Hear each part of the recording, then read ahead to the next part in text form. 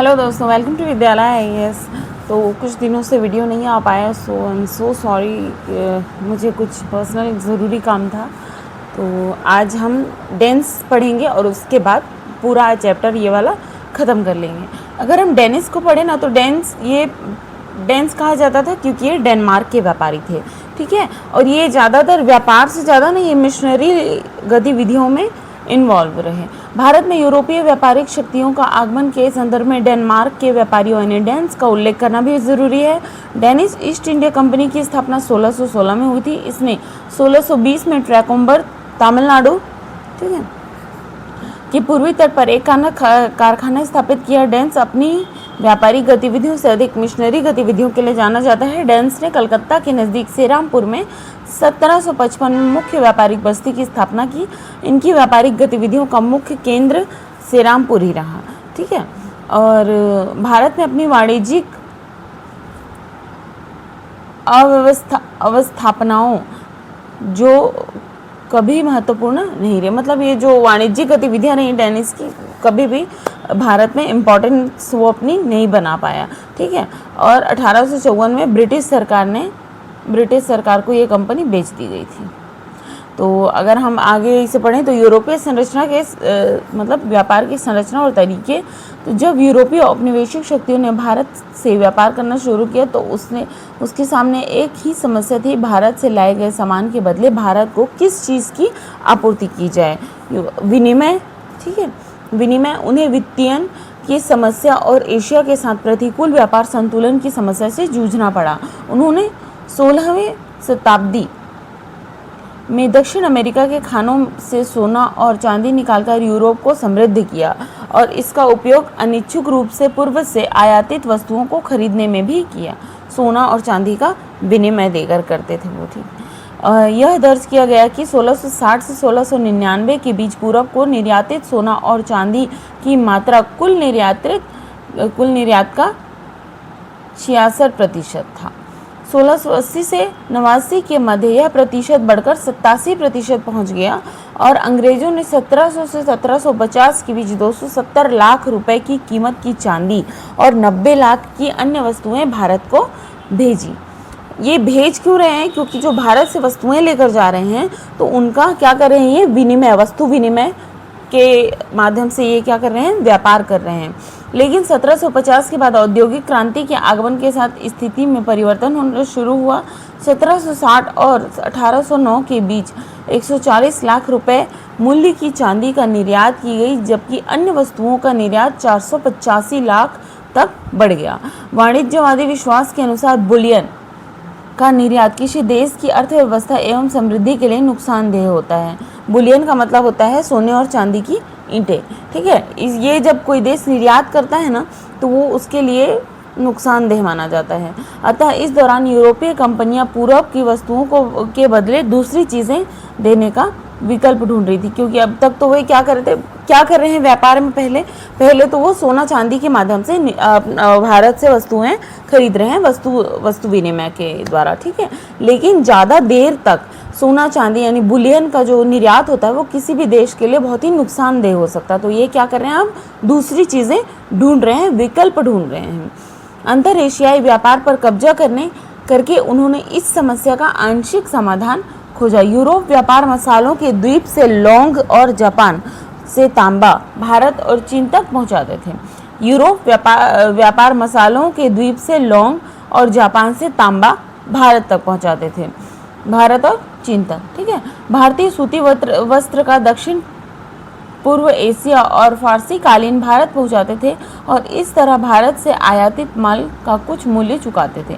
हालांकि 18वीं शताब्दी के उत्तरार्ध में ही अंग्रेज व्यापार घाटे का संपूर्ण समाधान तभी प्राप्त कर पाए जब अंग्रेजों ने बंगाल से राजस्व वसूलना शुरू किया और चीन को अफीम का निर्यात करने लगे। 16वीं और 17वीं शताब्दी के दौरान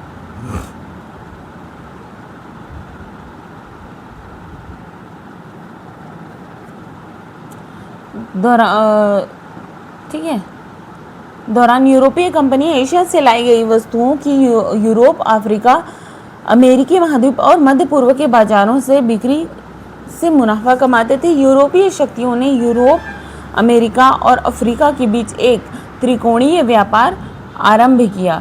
यूरोपीय औपनिवेशिक शक्तियां अमेरिका के बागानों के लिए दासों की नियुक्ति करती थी और ये दास अफ्रीका के पश्चिमी तट से लाए जाते थे।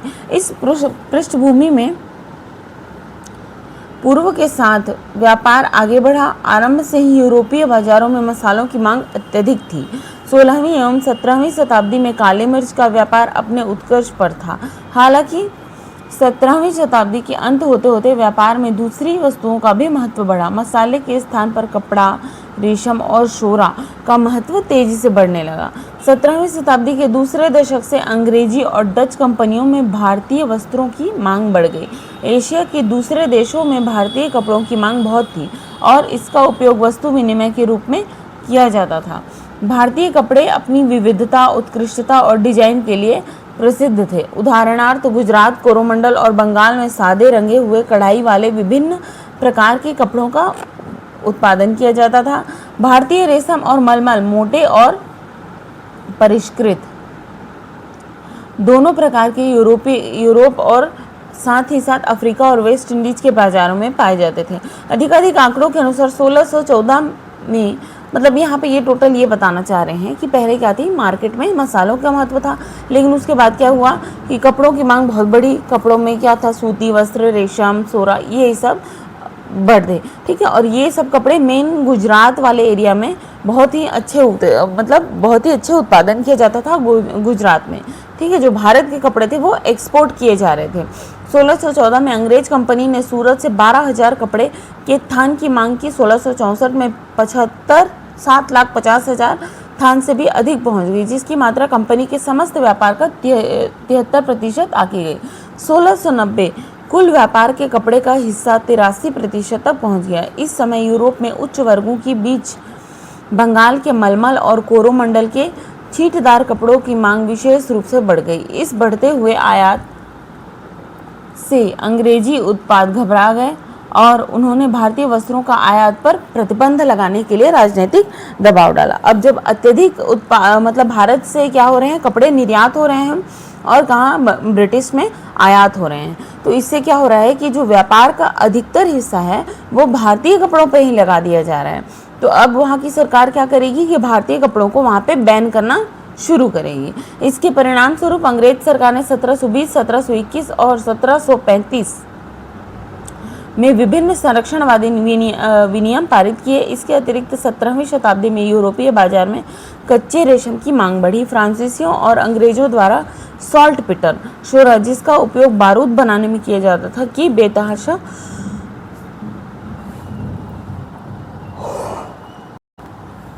मांग बढ़ गई। ठीक है, सॉल्ट पिटर, सोरा की बेतहाशा मांग बढ़ गई। इसके अतिरिक्त एक महत्वपूर्ण कच्चा माल होते हुए शोरा भारी वस्तु होने के कारण इसका उपयोग जहाज़ों को संतुलित करने में भी किया जाता था। देखिए, पहले जहाज में कैन में शोरा रखा जाता था। ठीक है, पटना सोरे के व्यापार का एक प्रमुख केंद्र के रूप में उभरा। इसी प्रकार नील का आयात भी एक अन्य वस्तु थी जिसका उपयोग कपड़ों को रंगने में किया जाता था। नील की खेती, क्योंकि यह यूरोप में नीले रंग के लिए प्रयोग होने वाली परंपरागत पौधे की पत्तियों की तुलना में सस्ता एवं प्रयोग करने में आसान था। अन्य यूरोपीय शक्तियों की तुलना में अंग्रेज क्यों सफल हुए थे? बहुत सारे कारण थे। उन्होंने वक्त रहते अपनी समुद्री शक्ति को मजबूत किया, अपनी रणनीतिक शक्ति को मजबूत किया। वो एक प्राइवेट कंपनी थी। ठीक है, उसके साथ ही साथ क्या था, उस पर ज़्यादा, मतलब कंपनी पे सरकार का नियंत्रण ज़्यादा नहीं था क्योंकि वो प्राइवेट कंपनी थी। उसकी समुद्री सेना बहुत अच्छी थी। उसने वक्त रहते सभी को कंट्रोल किया और सभी को अलग अलग समय पे कंट्रोल किया। ठीक है, जब अंग्रेज है ना, तो उन्होंने सबसे पहले पोर्चुगीज़ को कंट्रोल किया था। ठीक है, फिर डचों को कंट्रोल किया। रणनीतिक शक्ति बहुत अच्छी रही अंग्रेजों की भारत में। जब यूरोपीय राष्ट्रों जो नवीन समुद्री मार्ग के खोज के पश्चात भारत में व्यापारी के तौर पर आए, में से इंग्लैंड के 18वीं शताब्दी के अंत तक सर्वाधिक शक्तिशाली एवं सफल राष्ट्र के रूप में उभरा। अन्य यूरोपीय शक्तियों पुर्तगाल, नीदरलैंड, फ्रांस, डेनमार्क के विरुद्ध अंग्रेजों की सफलता के लिए उत्तरदायी मुख्य कारक है व्यापारिक कंपनियों की संरचना एवं प्रकृति। संरचना कैसी संरचना थी? अंग्रेजी ईस्ट इंडिया कंपनी जो थी वो क्या थी? एक प्राइवेट कंपनी थी। ठीक है, देखते हैं। इंडिया कंपनी, अंग्रेजी ईस्ट इंडिया कंपनी इंग्लैंड में विभिन्न प्रतिस्पर्धियों कंपनियों को मिलाकर बनी। यह निदेशक मंडल द्वारा नियंत्रित होती थी, जिसके सदस्य वार्षिक रूप से चुने जाते थे। कंपनी के शेयर धारकों का इस पर अत्यधिक प्रभाव था, क्योंकि शेयरों को खरीदने के माध्यम से मतों को खरीदा एवं बेचा जा सकता है। फ्रांस एवं पुर्तगाल की व्यापारिक कंपनियां व्यापक रूप से राज्य के स्वामित्वाधीन थी और कई तरीके से इनकी प्रकृति सामंतवादी रही। अब यहाँ पे क्या बोल रहा है कि जो ईस्ट इंडिया कंपनी थी उसका एक प्रॉपर बोर्ड ऑफ डायरेक्टर्स बैठते थे। ठीक है, अब ये सब क्या करते थे? ये सब अपने अपने शेयर के लिए वहाँ पे बैठते थे और अपने अपने शेयर के लिए कंपनी को निर्देशित भी करते थे कि ये करना है, ये नहीं करना है।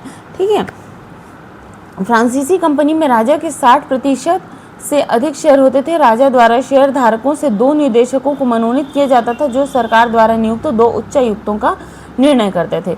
शेयर धारक कंपनी की उन्नति एवं समृद्धि में बेहद कम रुचि लेते थे, क्योंकि सरकार शेयर धारकों को लाभांश प्रदान करने का वचन देती थी।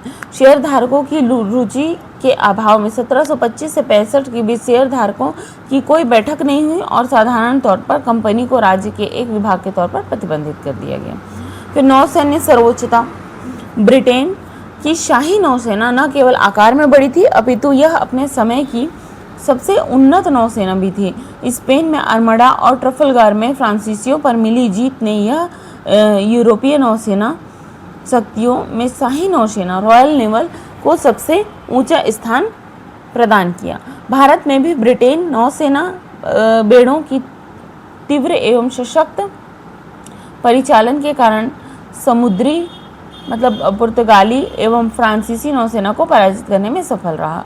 अंग्रेजों ने पुर्तगालियों से दक्ष नौसेना के महत्व को समझा और सीखा तथा अपने जहाजी बेड़ों को प्रौद्योगिक रूप से बेहतर बनाया। अब था औद्योगिक क्रांति। अब औद्योगिक क्रांति क्या था? इंग्लैंड में सूत कताई, भाप इंजन, मशीन करघा जैसी अन्य नवीन मशीनों की खोज के साथ 18वीं शताब्दी के पूर्वार्ध में औद्योगिक क्रांति प्रारंभ हुई। इन मशीनों ने कपड़ा, धातु कर्म, भाप, शक्ति एवं कृषि क्षेत्र में उत्पादन के अत्यधिक सुधार किए। बाद में औद्योगिक क्रांति अन्य यूरोपीय राष्ट्रों तक पहुंची और इसने इंग्लैंड को अपना आधिपत्य नेतृत्व बनाए रखने में मदद की। फिर आता है सैन्य कौशल एवं अनुशासन। ब्रिटेन में सिपाही अत्यधिक अनुशासित, सुप्रशिक्षित थे। ब्रिटिश कमांडर रणनीतिकार थे जो युद्ध क्षेत्र में नवीन तरीके अपनाते थे। प्रौद्योगिकी उन्नति ने सेना को और अधिक सुसज्जित किया। इन सब कारकों ने संयुक्त रूप से मिलकर छोटी अंग्रेजी सेना को बड़ी सेनाओं को पराजित करने में सक्षम बनाया। फिर आता है स्थायी सरकार। 1688 की गौरवमय क्रांति के अपवाद सहित ब्रिटेन में दक्ष राजशाही राजतंत्र के साथ स्थायी सरकार रही। फ्रांस जैसे अन्य यूरोपीय राष्ट्रों में 1789 में हिंसक क्रांति हुई और उसके बाद नेपोलियन युद्ध हुआ। 1850 में नेपोलियन की पराजय ने फ्रांस की स्थिति को महत्वपूर्ण रूप से प्रभावित किया। इटली 1861 के उत्तरार्ध में एक राष्ट्र के तौर पर एकीकृत हुआ। 17वीं शताब्दी में डच एवं स्पेन 80 वर्ष तक युद्ध में संलग्न रहे। डच ईस्ट इंडिया कंपनी 1800 में दिवालियेपन से प्रभावित को अपने अधिकार क्षेत्र में ब्रिटेन को बेचने और एशिया छोड़ने हेतु बाध्य होना पड़ा। फिर आता है धर्म के प्रति न्यून उत्साह। ब्रिटेन का स्पेन, पुर्तगाल एवं डच की अपेक्षा ईसाईयत के प्रसार में कम रुझान था। इस प्रकार इसका शासन अन्य औपनिवेशिक शक्तियों की तुलना में कहीं अधिक स्वीकार्य था।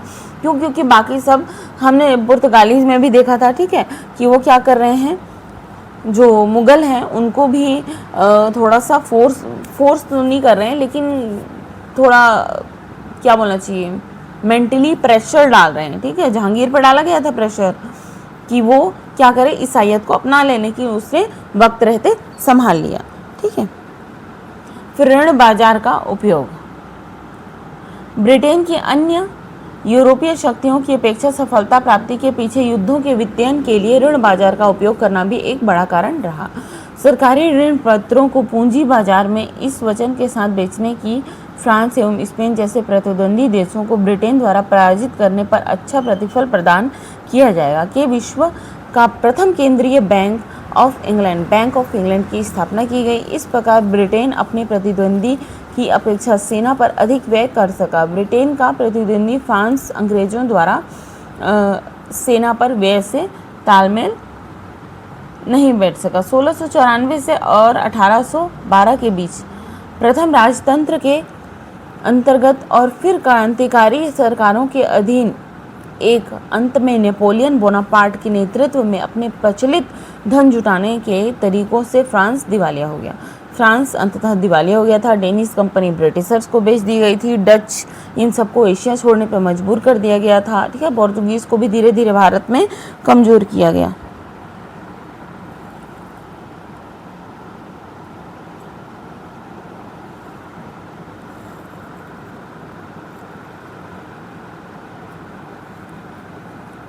चीटी,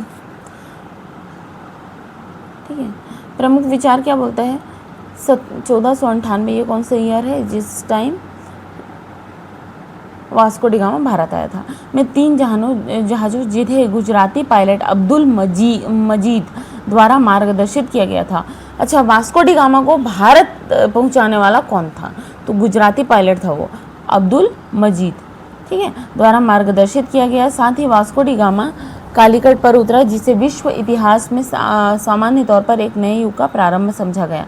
विशेष रूप से एशिया और यूरोप के बीच संबंधों में इसे प्रारंभ समझा गया। यद्यपि एशिया एवं यूरोप के प्राचीन समय से ही एक दूसरे से वाणिज्यिक संबंध थे, तथापि दोनों के मध्य प्रत्यक्ष समुद्री संबंधों की शुरुआत न केवल एक पुराने स्वप्न के पूरा होने जैसा था, अपितु इसने दोनों के बीच व्यापार में भारी वृद्धि होने का पूर्व संकेत भी दिया।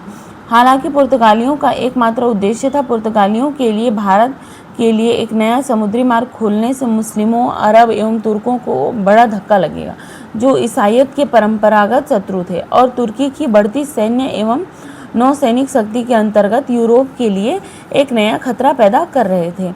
भारत के साथ प्रत्यक्ष समुद्री संपर्क पूर्वी वस्तुओं, विशेष रूप से मसाले के व्यापार पर अरबों एवं तुर्कों के एकाधिकार को विस्थापित कर देगा। वे स्पष्टतः अफ्रीका में अपने प्रसार से आश्वासित थे कि पियर जॉन के साम्राज्य से संपर्क में सफल हो जाएंगे और मुस्लिमों पर दो तरफा हमला करने की स्थिति में होंगे। इस प्रकार वाणिज्यिक एवं धार्मिक उद्देश्यों ने एक दूसरे को समर्थन प्रदान किया था और न्यायोचित ठहराया। ये कहा है डॉक्टर सतीश चंद्रा जी ने। अब क्या है, पुर्तगालियों ने एक हाथ में तलवार और दूसरे हाथ में क्रूज पर ईसा मसीह की मूर्ति लेकर भारत में प्रवेश किया। अत्यधिक सोना देखकर उन्होंने अपनी जेबें भरने के लिए क्रूज मूर्ति को एक तरफ रख दिया और उसे एक हाथ से समेटने में अक्षम पुर्तगालियों ने अपनी तलवार को भी छोड़ दिया। उसके बाद अनेक आने वाली यूरोपीय शक्तियों ने उन्हें इस स्थिति में देखकर सुगमता से पराजित कर दिया। अल्फांसो डी सूजा ने कहा है, अंग्रेजों के साथ डच की शत्रुता 17वीं शताब्दी के दौरान उस समय पुर्तगालियों की तुलना में अधिक थी। पूर्व में डच की नीति के दो प्रयोजनों, कैथोलिक स्पेन उनकी स्वतंत्रता का दुश्मन और उससे सहयोगी पुर्तगाल से प्रतिशोध लेना, और ईस्ट इंडीज कंपनी में वाणिज्य पर एकाधिकार करने का उद्देश्य से उपनिवेश स्थापित करना और बस्ती कायम करना से प्रभावित थे। उन्होंने पुर्तगालियों के निरंतर होते पतन अपने प्रथम उद्देश्य को प्राप्त किया। अपने दूसरे उद्देश्य की पूर्ति के लिए उसे अंग्रेजों के साथ कड़ी प्रतिस्पर्धा करनी पड़ी। यही सब है। फिर जो सारांश रहता है ये बहुत ही ज़्यादा इंपॉर्टेंट है, ठीक है। सारांश में क्या बोल रहे हैं, 1486 में क्या होता, पुर्तगाली यात्री बार्थोलोमेओ डियाज था जो केप ऑफ गुड होप उत्तर अमाशा अंतरिप तक पहुंचा था। फिर 1698 में वास्को डी गामा कालीकट बंदरगाह पर पहुंचा था। 1501 में वास्को डी गामा की दूसरी भारत यात्रा थी। 1503 में पुर्तगाली गवर्नर अल्फांसो डी अल्बुकर्क का भारत में आगमन हुआ। 1510 में अल्बुकर्क ने गोवा को बीजापुर से छीना। 1530 में पुर्तगालियों की भारत में राजधानी कोचिन से गोवा स्थानांतरित कर दी गई। 1534 में पुर्तगालियों को नीनो द कुन्हा के नेतृत्व में गुजरात के बहादुर शाह से दीव और बेसिन की प्राप्ति हुई। 1599 में स्थल मार्ग से अंग्रेज साहसी व्यापारी मिल्टन हॉल का भारत में आगमन हुआ था। 1599 में अंग्रेज व्यापारी कंपनी मर्चेंट एडवेंचर्स की स्थापना हुई। 1602 में डच ईस्ट इंडिया कंपनी की भारत में स्थापना हुई। 1615 में थॉमस रो का जहांगीर के दरबार में आगमन हुआ था। 1661 में पुर्तगाल ने बम्बई का क्षेत्र ब्रिटिश शासक चार्ल्स द्वितीय को दिया। 1664 में क्या होता है, फ्रांसीसी ईस्ट इंडिया कंपनी की स्थापना हुई थी। 1690 में जॉर्ज चारनाक द्वारा कलकत्ता शहर की स्थापना हुई। कलकत्ता शहर की स्थापना उन 3 गांवों को मिलाकर हुई थी, उन 3 एरिया को मिलाकर हुई थी जो तब अंग्रेजों के अंडर में आता था, कोलिकता, सुल्तानाटी और गोविंदपुर। ठीक है, इन्हीं तीनों को मिलाकर जॉर्ज चारनाक ने क्या किया था, कलकत्ता शहर की स्थापना की थी। फिर यूरोप के वाणिज्यिक आरंभ के संबंध में व्यक्तित्व कौन कौन से हैं? वास्को डी गामा है, पेड्रो अल्वारेज कैब्रल है पुर्तगाली यात्री जो 1500 में भारत पहुंचा था। फिर फ्रांसिस्को दी अल्मीडा है भारत का पहला पुर्तगाली गवर्नर, ये था जिसने ब्लू वाटर पॉलिसी चलाई थी। ठीक है, और अल्फांसो डी अल्बुकर्क है भारत में पुर्तगाली शक्ति का वास्तविक संस्थापक अल्बुकर्क था।